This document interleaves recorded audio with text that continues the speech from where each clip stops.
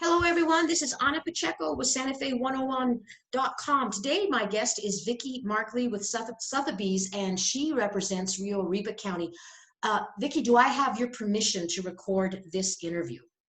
Yes, you do. Oh, good. Well, I think it's probably 4 years ago now. You actually sold some property that I had up in the Truchas area. So that's how we kind of know each other. And what I'm trying to do with these interviews is to let people know about to educate them, to provide information about the different counties, the 33 counties in New Mexico, and what their options might be for buying a home or building a home. And you are the expert up in Rio Arriba County, and I know you live in Truchas, New Mexico. So let's talk about the real estate atmosphere now up in your area. Well, it's quite active. I didn't think I would be this busy this time of year. During the holiday season, real estate usually slows down a little bit, but it appears that a lot of our inventory, which is low inventory right now, is moving very quickly. And what is the reasoning for that? Why do you think things are moving so fast right now? The buyers that I have been working with are from different states, from different cities, many of them from the higher density cities that have chosen it's better for them and their family to be in a place that maybe the taxes are lower. They can live in an area where they can farm, or they can have a garden, have water. Wells are important to a lot of my buyers. So variety of different reasons right now. So do you primarily concentrate on homes, or do you actually work with selling property and then trying to connect a buyer with a builder, that type of thing? I don't have very many buyers that I've sold land to that wanted to build a home. It's land that they want to use or keep for later. I've had some buyers buy property that are drilling wells, but not building a home yet. Okay, so is that kind of like par for the course? You buy the land, you dig the well, and then you build a home? I think so. It's hard to find a well driller up here. So many people are looking into the option of building a home that they can put a rain catchment system on. Okay. We don't have availability for well drillers like maybe in the past we did. They're just not as readily available, and they're very, very expensive. When you say expensive, like how expensive, like on a per foot basis, do you have an approximation of what it costs to build? I've been quoted $50 a foot, $75 a foot, and this doesn't include the equipment, the pump, the wire, the pit. It's just drilling the hole down in the ground. Wow. And how deep do you have to go for a well? Well, it depends. The areas are all different. And just for an example, up here in Truchas, there are some wells that are 150 feet deep and some wells that are 700 feet deep. So it just depends upon the area. There's no exact science to it whatsoever. So you could spend at least $25,000, Exactly. at least on a well. Correct. Wow. So that's pretty expensive. And then what was the other thing you just mentioned about like you capture water? What is that concept? That concept is like roof catchment, where the house is designed to catch water, rainwater and snow melt. And the water then is filtered through a series of filters into a cistern, and then pumped back into the house and filtered through a UV light, and people use it for their domestic water. That sounds expensive too, just the construction behind it. You know, I don't know how. I haven't inquired about how expensive it could be. You have to get an architect that knows how to design the house and the roof to capture the most rain and the most snow melt for you. Right. And then, well, that's the other thing too, is, here we're in the high mountain desert. There's always the risk of not having a lot of precipitation. So so what do you do then? If you have a house that was built with that concept in mind, what do you do? You have to have water hauled in. Wow. Yes. Okay. But that's not, I mean, so that's kind of like, it sounds like that's in a lot of the more rural areas. Talk Yes. a little bit. So in Rio Arriba County, and I know you live in Truchas, but what are some of the more popular areas where people are moving to that they don't have to? Maybe they can just buy a house and they get water with the city or with the town they're in. Tell me a little bit about those Well, types of well, houses. Truchas does have a community water system. Um, I don't sell a lot of properties in Espanola or in the cities that have a city water. Most of my properties are sold rurally, where they have to depend upon a well or a community water system. So there are various community water systems throughout the county. Truchas being one of them. Let me see, Chimayo has a community water system, but not all of Chimayo residents are connected to that water system. I believe Medinales has a community water system, and so does Abiquiu. But again, the farther you get away from that inner community, the less likely those properties are going to be connected to that community water system. And so how are people hearing about you? How are they contacting you? And do they already know about northern New Mexico, or what would be the reasoning for them, pinpointing Rio Arriba County? Um, that's a good question. I'm not sure. Many times my buyers come to me because they want to live outside of Santa Fe, and they want to find a more affordable property outside of Santa Fe, because Santa Fe is very expensive the closer you get to it. If we end up in Taos County or Rio Arriba County or San Miguel County, it's just because they have contacted me to help them find a property rurally. And what would be the medium home price in your area? I know Santa Fe is right now, the median cost is over 500,000, which I know if people are listening to this interview, if they're in one of the coastal cities, that's not a lot of money. But for here in New Mexico, for regular folks like you and I, that is a lot of money. But so what would the medium cost be of homes that you're selling in your area? I would say 250 to 500. Okay. And that would give you land as well? Do you get a couple of acres or? Get a couple of acres, a nice home, yes. Okay. How long have you lived in Truchas? I've been here 22 years. 22 years. And what attracted you to Truchas? Well, I love northern New Mexico. I lived in Colorado for all of my life, and it began to become kind of swallowed up with people. And at that time, 22, 25 years ago, northern New Mexico looked very attractive. I'm a rural person. I don't like to be around a lot of people. I ride horses. I like to have places I can ride right from my own place where I live, and this just attracted me. And besides, I had family that was here, so that's why. Okay. And the city itself, like I said, I haven't been back to Truchas in many years, but when I actually owned that property way back in the 70s, it was it was still a really small little village. Has Truchas grown a lot now? Are there more people? No, Are there more businesses there, or?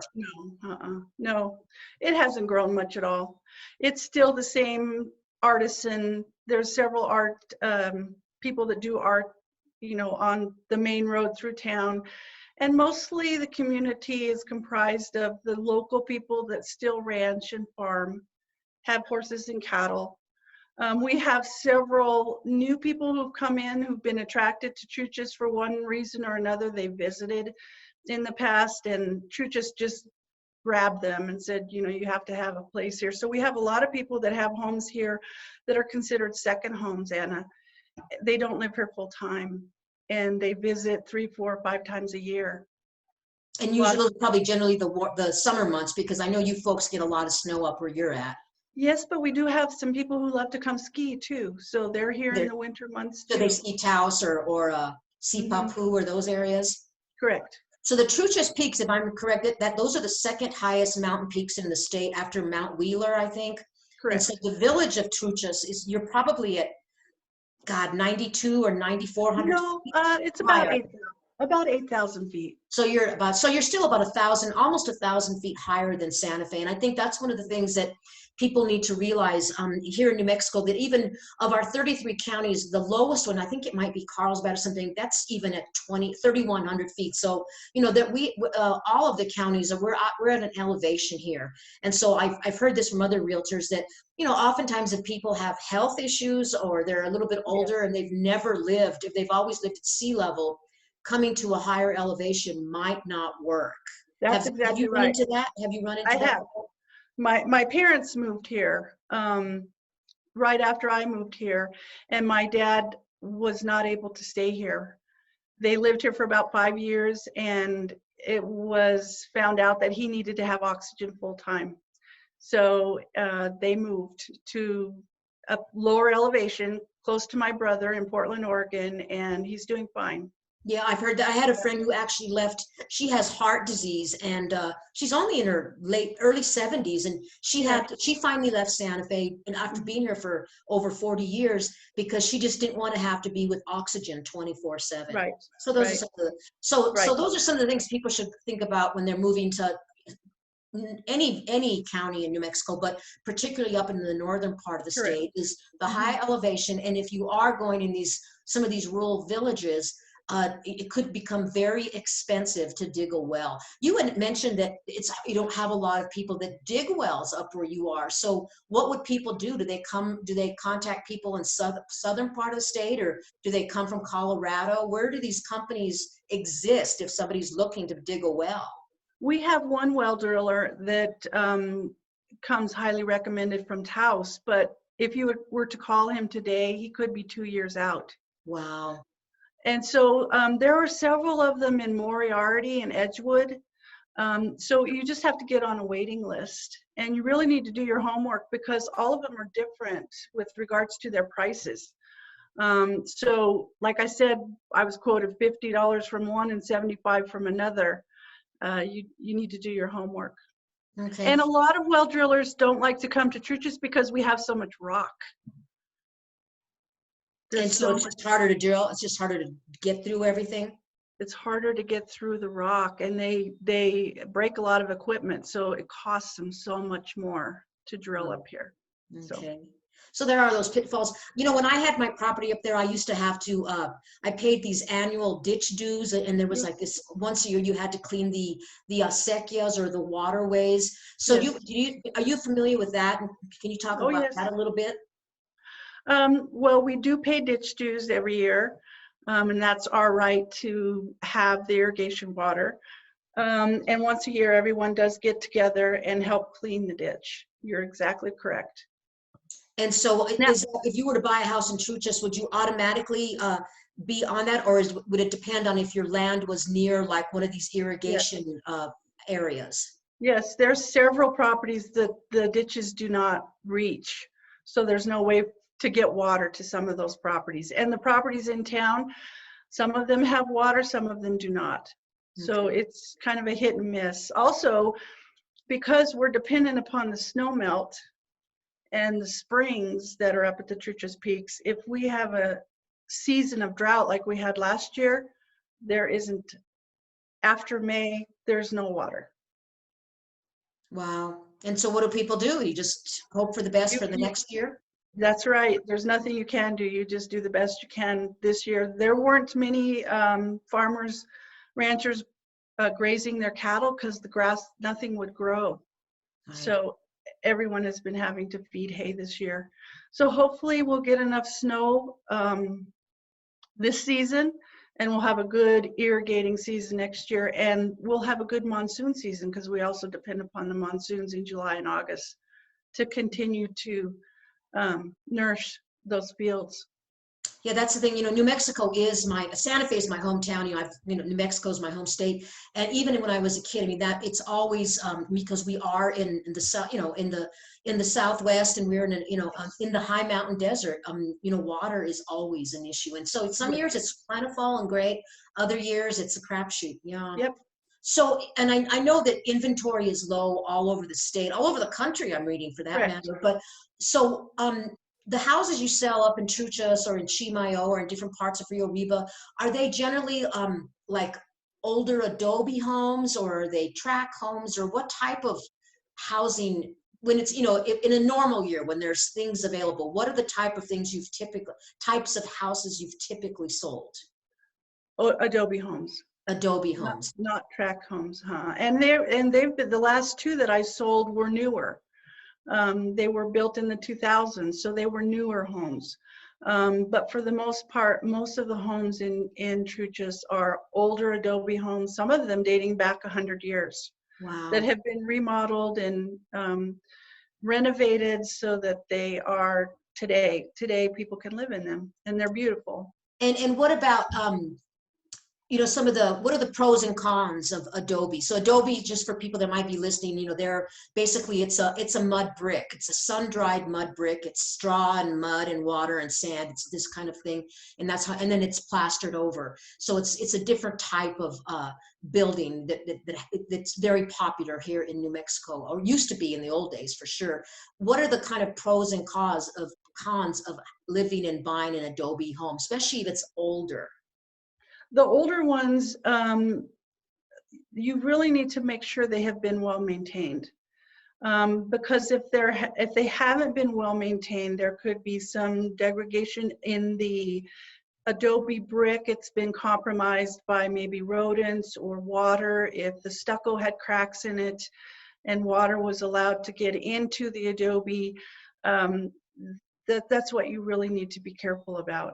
And you can tell by the plaster on the inside of the home if it's cracked, if it's buckled, then you know you've had settling in the Adobe wall that needs to be taken care of right away. I've also heard that sometimes that it's hard to have internet in an Adobe home because for whatever reason it doesn't go through the mud walls. You're exactly right. That's what I was just talking to you about earlier. I've got a modem and it's right here, but there are times when it tells me that my internet service is a very poor connection or unstable.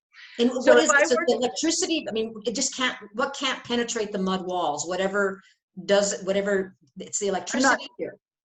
I don't know what it is. I'm not technologically, I'm not good at what an Adobe wall does to the Wi-Fi that allows us not to use I can't take my laptop outside of my home right now because I have an Adobe house. It will not work. It will not Same work. thing with my cell phone. I need to be connected to the Wi-Fi. So we don't have cell towers up here. We don't have good internet connection. We depend upon the Wi-Fi that comes through the telephone line, the fiber optic that comes through the telephone line for our internet service. So that's another consideration if people are looking at rural areas in northern New Mexico, that if they want to work remotely, they're going to have to try and get some kind of more advanced Exactly. system or something. I'm sure they sell something like, I think I've seen ads where like they have satellite. It's very expensive, but there are ways to get that. But it's not like being in Santa Fe or Albuquerque, the bigger cities, where you just take Wi-Fi for granted. Right. Well, actually, several years ago, if I'm not mistaken, I believe that the rural counties in New Mexico received a grant to have fiber optic installed. So most of the rural communities already have fiber optic. So either through Windstream Kinetic or Kit Carson Telecom, you can get great speeds for internet. But then again, if you're an Adobe home, something happens with that fiber optic connection that sometimes it doesn't penetrate it or something. Correct. You have to make sure that you're right next to your modem at all times. Wow. Yep. Okay. You know, I've actually even run across that in Santa Fe, like up toward the mountain, up in Cerro Gordo, near the Sangre de Cristo Mountains, that you have kind of iffy cell phone service because of the mountains or something. Right. But, so you sell real estate in Truchas, where you actually have lived for 22 years. What are some of the other communities that you sell in that people watching this interview might want to take a look at? I sell properties in Abiquiu, Medinales, the outer regions of Espanola, La Mesilla, Chimayo. I even have properties in Taos and up Taos Canyon, San Miguel County, Pecos, Holy Ghost Canyon, um, just mainly all rural around Santa Fe is where I work. Okay, but like when you mentioned Abiquiu and Chimayo, some of these are basically larger communities, so they might have better access to different amenities, don't you think? I mean, they certainly have like water systems, many of these areas. They don't have to dig a well in some of these areas. No, they have to dig wells. Even there, huh? Even in Abiquiu and in Chimayo? Yeah, Okay, well, Chimayo has a community water system, but it hasn't reached everyone yet. So not everyone is connected to the community water system. There are still several, I don't know how many, but there are many households that still depend upon a well for their domestic water use. and what about the school system for, I mean, I know that younger couples with children, younger children are starting to look at New Mexico because they can work remotely. Are there schools, are the schools pretty decent, or would people, would it be a good idea for people to move out here with young children?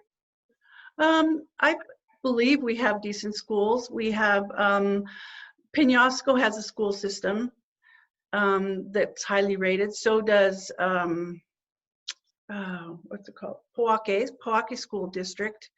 I don't know if there's a waiting list to get into the Pojoaque, or if they have a district. They may have a district. Oh, pardon me. Let me turn this off. If they have a district boundary for properties that are within that district that the kids can go to school. Espanola has a high school, actually two, McCurdy and Espanola High School. And then of course all the elementary and middle schools. And they're all the public school system. All the public school system. There is a private school, I believe in Espanola, it's called Camino de Paz. It is more of a hands-on learning, farming, working with livestock, that kind of a learning experience for young kids that some of the people put their children in. So. And then what about job opportunities in these rural areas? I mean, from my experience of people usually they would drive into Santa Fe or go to Los Alamos for work. Is that still pretty much the whole That's truth? exactly what it is. But we have so many people now that have found out they can work from home and they can live anywhere. So as long as they have a good internet connection, I have people that are buyers that are moving here that are going to work from home, and their workplace was actually in California, right, or in Chicago, and they're still able to manage that from their home. That's what I'm thinking, that more and more people, because they can't work remotely. And I guess the things to keep in mind, because we are, that was my timer, we're out of time here. But I guess the things to look at is to consider is, how strong your internet connection would be with the fiber optics. And then if you're looking at an old Adobe home, that's also something to evaluate before. Because again, you're just not coming here and buying a house like you would in other parts of the. That's exactly right. Right. Well, good. Right. Well, do you have anything you want to say just before we end the interview? I want to thank you for your time right now. Thank you for asking me. I really appreciate it. Okay. Well, then thank you. And we'll be sure and get this posted in a few days. Thank you.